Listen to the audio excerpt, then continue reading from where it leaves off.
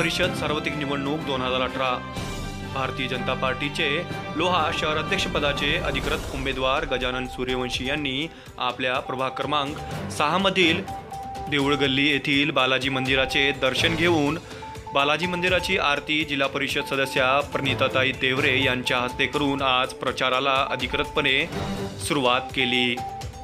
प्रभाग क्रमांक 6 मध्ये भारतीय जनता पक्षाकडून नगरसेवक पदासाठी गजानन सूर्यवंशी यांच्या पत्नी सौभाग्यवती गोदावरी गजानन सूर्यवंशी हे उमेदवार आहेत। यासह संदीप दमकडवार व शेख न्यामतबी हबीब साहब हे भारतीय जनता पक्षाचे अधिकृत उमेदवार आहेत। यांनी प्रभाग क्रमांक 6 मध्ये आज मतदार बंधू भगिनींची घरोघरी जाऊन प्रत्यक्षात भेटरूपी आशीर्वाद घेतला व आपले अमूल्य मत देऊन भरघोस मतांनी विजयी करावे असे विनंतीही गजानन सूर्यवंशी यांनी केली।